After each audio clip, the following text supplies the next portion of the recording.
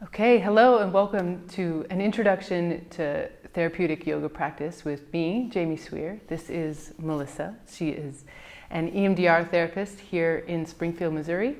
And we'll be sort of introducing all of the cues that I use with my clients. So once we get into the practice, I'll just be kind of talking a little bit about, more than usual, why these cues are what we do in practice, and kind of how they will carry forward a little bit. So you can practice along, and also this way you'll have a video to sort of look and see how each pose looks. And then when you're doing kind of more practices with me, often they will be audio based. So we'll start with head that way and feet this way and lying flat on your back. So all of the breathing practices will have an emphasis at first with big movements of the diaphragm. So the diaphragm is underneath the rib cage, and the main emphasis here at the start is to really move it. So not as much a particular way, but just to feel and sense that the diaphragm is moving. So big inhales in and big presses of breath out.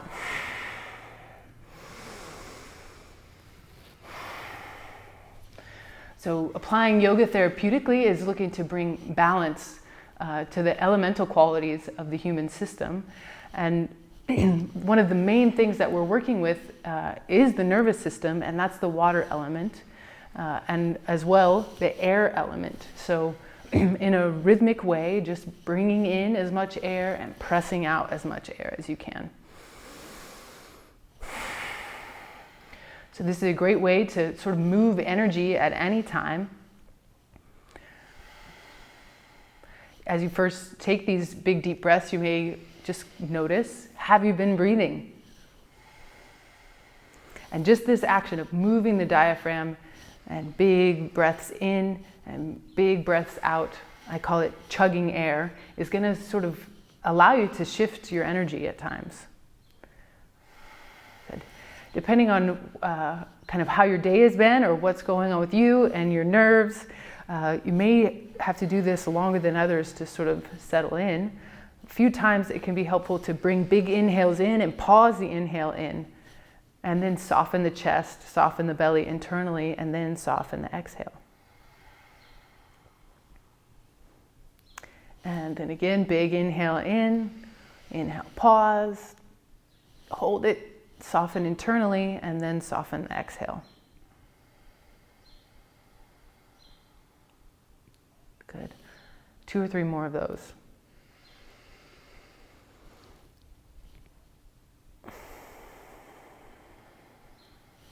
So the breath has 4 parts: an inhale, a pause, or a suspension of breath, an exhale, and a pause, a retention of breath after inhale, and a suspension of breath after exhale.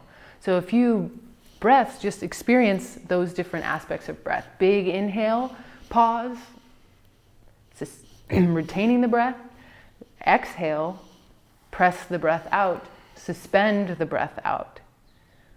So as we're doing pranayama practices or these breathing exercises, I'll give you a particular rhythm of breath. How long is your inhale? How long is the pause after inhale? How long is the exhale? How long is the pause after exhale? And this will be your breath rhythm. And then as well, there'll be different patterns of breath. So that being, now I'll have Melissa breathe from low to high. So from deep in the belly into the side ribs and then into the upper back and shoulders. So this is a low to high breath pattern. Or there can be a high to low, so an inhale that comes into the chest and the upper back and then moves down into the belly. But for starters, we'll keep with this low to high breath. So a breath that fills as low as you can, and the reason for this is bringing the inhale in and down so that the diaphragm contracts and moves down and creates that action like the belly is filling, and then moves up the torso, and then exhale. And a brief suspension of breath out after exhale. Inhale from low to high, So now we'll set in our breath pattern and rhythm that we'll have for the rest of this practice. An inhale from low to high, no pause, a smooth transition to an exhale, a passive pause. So each aspect of the breath has a different effect on the body. So the inhale is energizing, activating, more awareness. Then no pause to a passive exhale. That's effortless action. The diaphragm just relaxes and moves up and presses the breath out. So you know you've really made a shift in the state of your nervous system when you can feel this breath pattern and rhythm really smooth and steady and effortless. So as you're breathing here, being sure that you're not making an effort to breathe too deeply. So let it be a breath that's full of ease. So the air and the attention comes in and down into the torso, low to high, smooth transition, passive exhale. Good, it just happens. And if you need to add effort after the exhale is passive, if it's not complete, do so until you're empty, breath suspends out, inhale in and down. Good. So this particular way of practicing will establish certain actions in the body. So in this case, the pattern and the rhythm of breath, and then we'll continue forward. But that particular pattern and rhythm comes with us. So we'll add a few more actions of containment. So we'll talk about throughout this practice what I call the core actions, or the main actions that you're taking inside of a pose, and the cues that come along with those. We'll be talking about containment and activation in the body, but we'll also be talking about where you're directing your attention and which sense you're focusing on. So we'll visit each of the senses briefly and their associated action. So inhale in and down and smell the inhale. And on the exhale, smell the exhale. Good. Right, and then on your next inhale, continue breathing low to high. Bring your attention to your mouth and your tongue. And bring your tongue flat and broad on the roof of the mouth and taste. So taste the flavor of your mouth. And then, as if there were a hard candy between the tongue and the roof of the mouth, with the tongue flat and broad and the lips closed, the teeth slightly parted, add a gentle, consistent vacuum in the mouth, a sucking action. This is mimicking the mouth position of nursing and opens up the breathing passages and the central passage of the body and allows the diaphragm to move more freely. So just notice, I'll often in practice give reminders for these different containments or different senses to focus on. Good, and then bring your attention to your sense of sight, keeping the mouth position in place and a subtle awareness on taste and the mouth action. And hold your eyes fixed on the ceiling. So it's very natural for the eyes to jet around and be scanning your environment to see if you're safe and what's going on. But here, as we're beginning to turn our senses inwards towards ourselves to feel really deeply and sensitively, it's helpful to fix the eyes. Good. So this doesn't mean don't blink, but you can kind of keep the eyes soft and focused. And if it feels comfortable as you're doing other practices that are just audio-based, you can let the eyes close and really direct your attention inward to see through feeling your breath pattern, low to high, and your breath rhythm. And inhale, maybe 3 or 4 or 5 seconds. No pause, and an exhale, maybe about a second longer than your inhale was, and then a brief passive pause.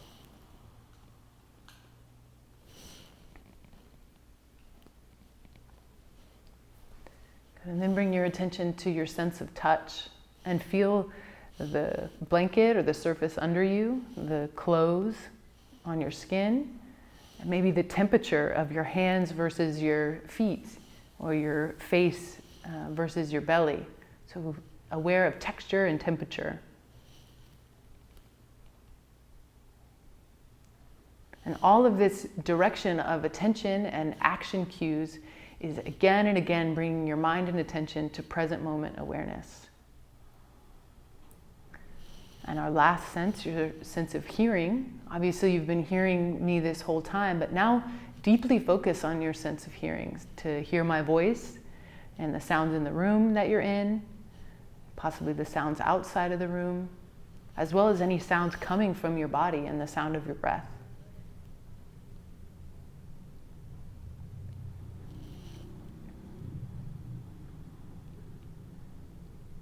So it's always my favorite thing to do to tell people that this counts as yoga.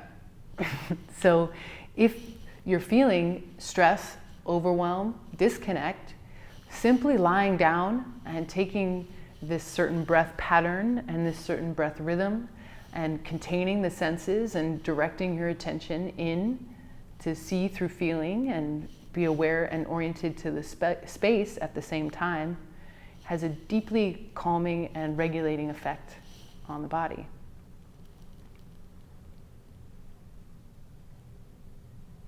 Good. So as you settle, you may notice that your breath capacity increases. So whereas you were starting breathing in for 3 seconds or so, maybe you can breathe in for 5 seconds or 6. And as you continue to practice these techniques, that capacity grows shockingly quickly. So you're really able to move more air. And there's a real compounding effect to these practices. The more you practice them, the better they get, and the more quickly you can shift your own energy. You can realize or recognize that you're in a state of stress or overwhelm and take action steps to regulate.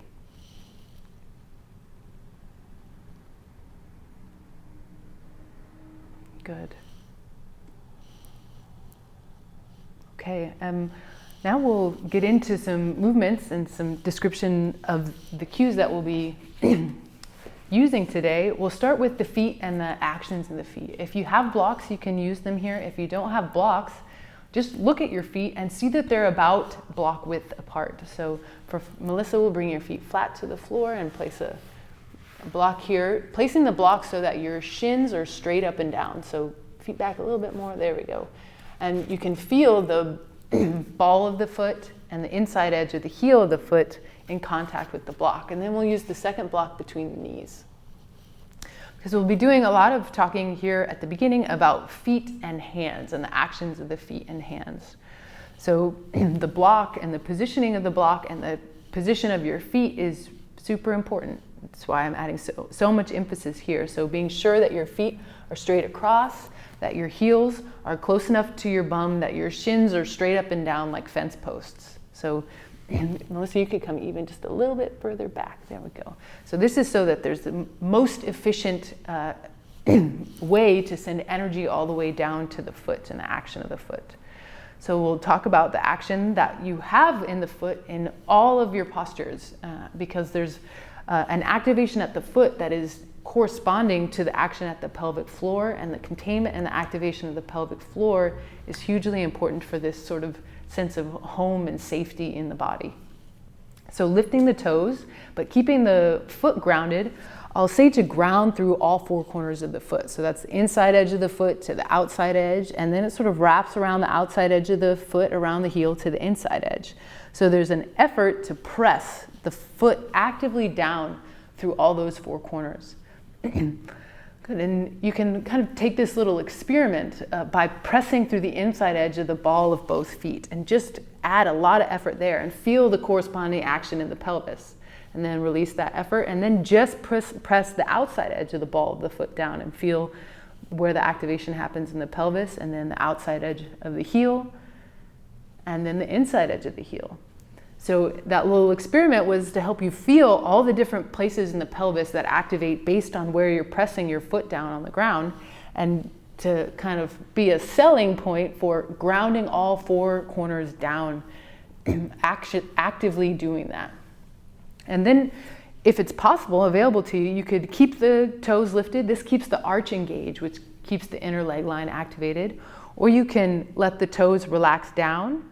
Or you can keep all the rest of the toes lifted and just lower the big toe. And this is a foot containment, or a bandha at the foot, so that the activation in the pelvis sort of stays in place. So you're trying to hold this effort consistently, grounding from the inside edge of the foot to the outside edge of the foot, while holding the block in place, and this keeps the inner leg line activated, and then in correspondence to that, the pelvic floor. And then do the same thing with your palms. Ground through all four corners of the palms, and then let your fingers relax down. And then lengthen the arms in two directions so that you're reaching down and simultaneously kind of lifting up through the shoulders so that your arms are activated all the way down through the hands. So these are the actions of the feet and the hands, grounding through four corners. Now you have to find this effort that is not 100% super gripped and over efforted, and not lazy and under efforted, but an effortless effort where there's energy moving down to the feet and through the fingertips and slightly down in the hands, but it's sustainable. You don't wear yourself out taking this action down.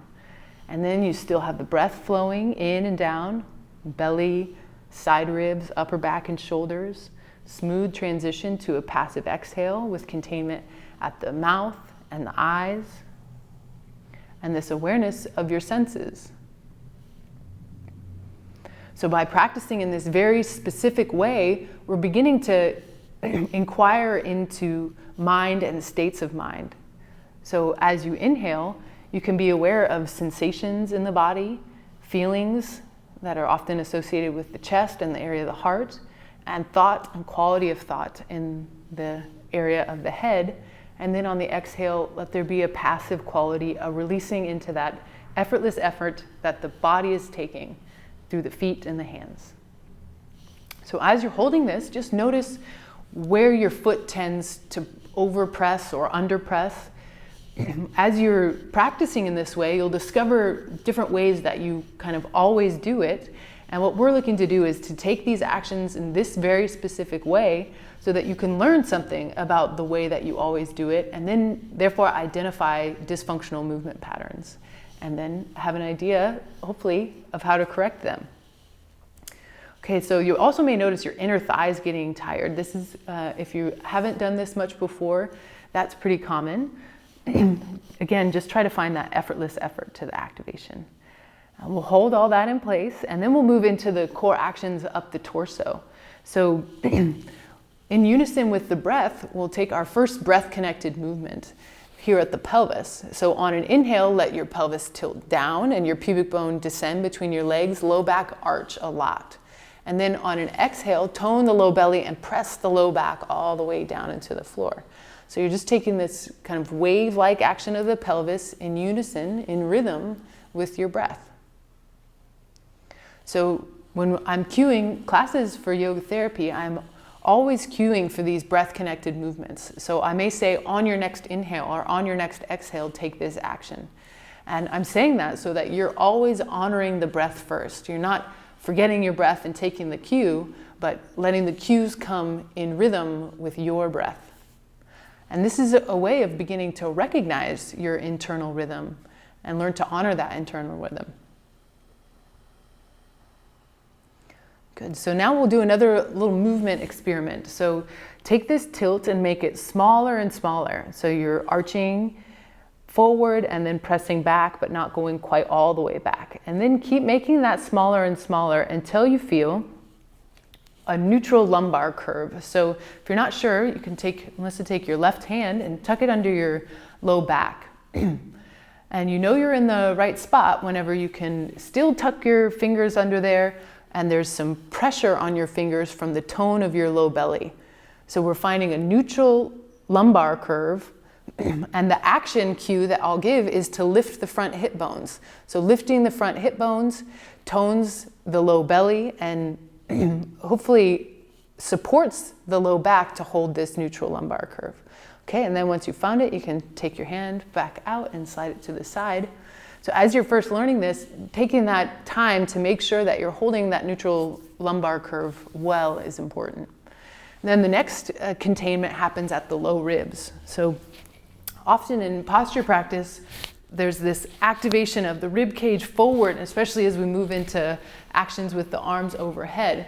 But a containment of the rib cage so that the action and the mobilization is happening in the shoulder rather than at the rib cage is the cue is to move the low ribs right over the hip bones, or the sternum towards the back body, or a movement here with the upper abdomen to bring the ribs to stack over the front hips. And so this action creates a little containment through the front of the belly. So see if you can feel breath move more into the sides of your abdomen and the sides of your ribs and the upper back. And then a smooth transition to exhale. So this is a core containment. You're holding this slight activation of the upper abdomen, which at first might feel really awkward and uncomfortable, especially until we get some release in the backside of the body. But what happens when we're not in that position is we're causing tons of strain on these back erector muscles. And so by stacking the rib cage right over the pelvis, we're creating a containment and ease in the way that we're able to hold our core in place. And then broaden the shoulders. So think about spreading as much space between your shoulder blades as you can and lengthening the arms in 2 directions and keeping those palms gently grounded. And then finally, the last action is a ramping of the head. So oftentimes there's this release valve that happens to release the back of the neck. We'll do an action constantly of moving the chin towards the center of the throat and extending up through the back of the crown of the head so that the lowest point possible on the head is what's touching the floor. So this brings the cervical spine into alignment with the thoracic spine. And this, all of these cues together, the grounding of the feet and palms, the lengthening, if you're in standing, of the legs in 2 directions and the arms in 2 directions, the lifting of the front hip bones, the sternum towards the back body, the broadening of the shoulders and the ramping of the head. These are the core actions, or an organized spine. So as you get more and more familiar with this way of practicing, I'll just say, organize your spine, and you'll know exactly what I mean. So this is a way of holding the spine in this upright position, which is really what we're trying to build the stability to be able to do. And before we can work on the mobility, we've got to be able to recognize that we can, in fact, stabilize the spine in really high quality alignment.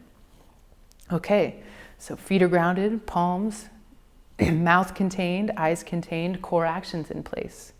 So there's not much activity happening, but there's a lot going on here. So keep your full attention on all of these actions. And it really requires that of you.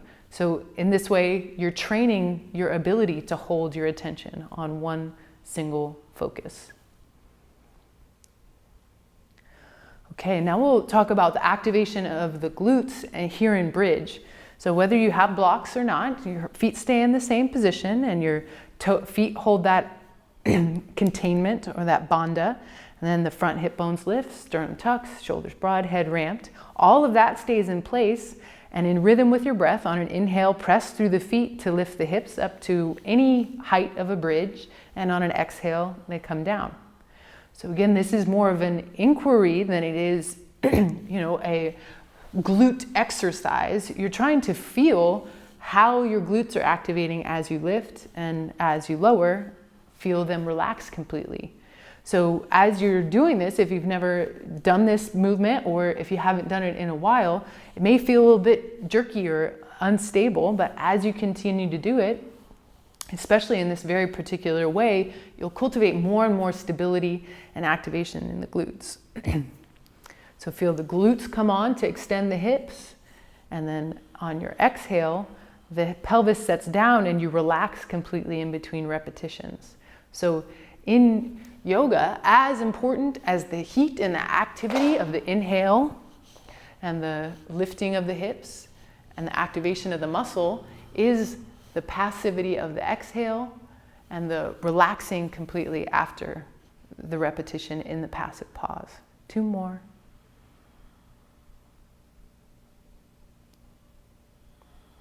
Good. So as you're beginning, it's not as important how high the bridge is or how much burn, but how deeply can you feel what's happening, and how can you recognize the way that you're taking action in your body. oftentimes you may come to feel that, man, your glutes are either unable to release, or maybe the right glute is activating much more than the left, or all sorts of things to be discovered with continued practice.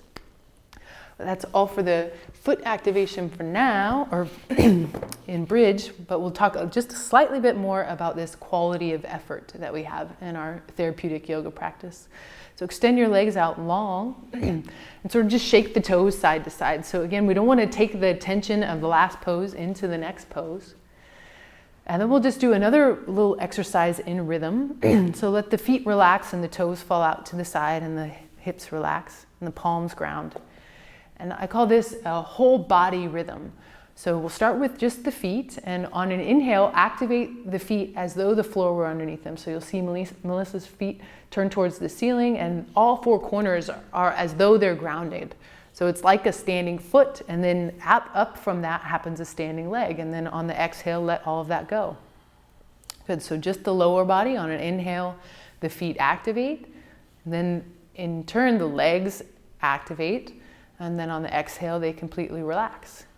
So there's some details about this activation of the leg that I'll continue to talk about as you keep doing the action. So inhale, activate the feet, being sure that the knees don't hyperextend, that there stays a soft bend in the knees, and there's this kind of quality of lengthening the leg in two directions, from the outside edge of the heel up to the outer hip. And then as your feet activate, you want to feel that the glutes activate as well. So as you exhale, the glutes relax. As you inhale, feet engage, legs lengthen in two directions, glutes come on. If you have to make a conscious effort to activate your glutes, then that's happening all the time. So by doing this simple rhythmic exercise, you can sort of do what I call bringing the glutes online. So oftentimes, because of movement pattern dysfunction, the glutes are completely off, and we've got to wake them up. So this is a really simple way of doing that and feeling if that's relevant for you. So inhale, feet activate all the way up into the hips, glutes are on to an effortless effort. And then exhale, they relax. So I'll expand a little bit more on that quality of effortless effort. So again, it's not over-efforted and gripping. It's not under-efforted and lifeless. All the muscles up the leg are participating in this activity. And then on the exhale, there's a complete relaxation into effortlessness. So inhale, engage, and feel. And exhale, release. And then there's a brief passive pause. Good. We'll add this into the arms as well. So palms can be down or up. As you inhale, ground through the feet and the palms, and feel the body engage. And as you exhale, relax. So in this way, you can sort of feel which muscles have a tendency to over-effort and grip up and or are straining, and or which muscles aren't turning on, aren't engaging. And with detailed, continuous practice, you can begin to feel which muscles are activating and which muscles aren't, and sort of bring that balance back to the body. All right, really good. Last time, one more engagement through the feet, even kind of up through the back of the crown of the head, whole body's engaged, and then on an exhale, whole body relaxes. Really good. Okay, now we'll come up to standing and review all those cues in standing and talk about how you can, just from this one class, sort of begin to apply yoga therapeutically.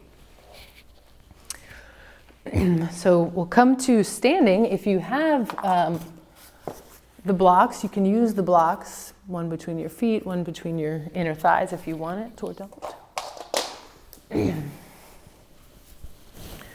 So this is a way of making sure that your feet are pointing straight. Melissa, I'm going to have you take that block out. It's too big. So if the block's too big, just take it out. Most important is that your feet are straight. And then lifting the toes, feeling the arches engage, and grounding from the inside edge of the ball of the foot to the outside edge of the ball of the foot, letting that wrap around to the heel. Inside edge and outside edge, and then grounding the big toe. So feel this active grounding down into earth. And then lengthen the leg in two directions. So lifting the front hip bones and thinking about a long leg line at the outer hip without hyperextending the knees or locking the knees out. Soft, subtle bend stays there. Locking out the knees cuts off the flow of energy down to your feet, and that's your connection to earth and stability. And then you can either bring your hands to the hips or just feel that pelvic tilting action. So front hip bones lift and your glutes engage, and then you're arching the back, and then finding again, now that we're in standing, that balanced pelvis front to back where your low belly's toned and your glutes are on. So the glutes are on in standing. And this creates this pelvic container that's stable and grounded, balanced. And then checking in at the low ribs, bringing the low ribs to stack over the front hip bones. In this first time doing this in standing, you may notice that it's kind of either tucking the low ribs and letting the shoulders roll forward, or having the ribs out and the shoulders back. We're trying to find the spot where that action is balanced between the two of those. So your low ribs tuck and then your shoulders broaden at the same time. You can bring your hands there here to your solar plexus to feel that action happening, both back with the heads of the arm bones and slight activation between the rhomboids, and down with the scapula in the back. Good, and then also keeping the ribs in place. Good, and once you have that, you can let your arms come to your side and broaden through your palms, lengthening your arms in two directions. You can kind of turn your palms forward. Good, and let that open up through the chest. And then the last and very important piece is the head ramping action. So the chin moves towards the center of the throat, slightly down, and an extension up through the back of the crown. So like someone's lifting you up from the back of the crown, and then from that, everything down kind of falls into alignment. So here we are, and we're breathing in and down, belly to upper back and shoulders. Active on the inhale, passive on the exhale, brief passive pause. Your eyes are fixed on a single point. Your mouth is contained. And keep remembering feet and grounding through all four corners of the feet, especially to the outside edge, while still keeping an activation of the inner leg line. This oppositional quality up the leg is really important for keeping the wear and tear out of the joints and having the muscles be what's holding this aligned activation. And so a few more breaths in and down, and we'll just meditate on this posture for about a minute. So you can do this posture, just slightly softened, just about anywhere. And the more often that you repeat these actions and this contained, organized, aligned activation, the more easy it will become and the more natural it will feel. As you're here meditating on your posture, notice what starts to fatigue first. Notice what wants to give out. If you start to forget to ground to the outside edge of your feet, or maybe your glutes turn off. Your breath and the flow of breath, in and down, activity to the inhale, passivity on the exhale, a brief passive pause.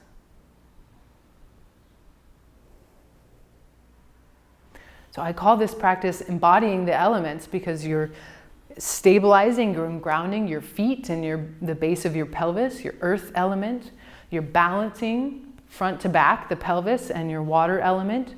You're containing the fire element, which resides here at the abdomen.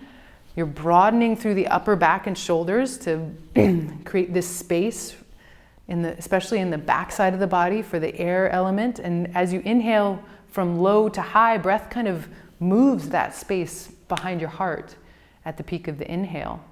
And then the ramping action of the head and this space at the cervical spine creates this upward movement. So both are happening at the same time, this grounding downward action and this upward extension through the back of the crown. So you're embodying this oppositional quality, whereas over time, life can get you down if you're taking all these actions to oppose gravity and really honor the alignment and activation that's natural to the system. It will cause much less wear and tear on the body, and lead to longevity. So the goal of yoga therapeutics is a upright, healthy walking gait. And this alignment and activation is really the first step in that.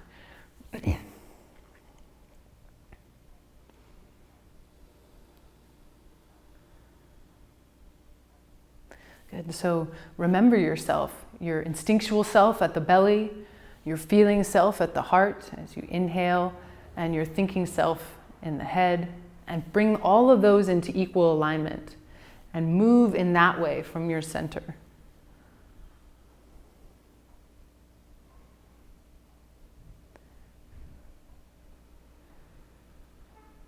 Last breath. Feel yourself up. Settle into your stacked bones on the exhale.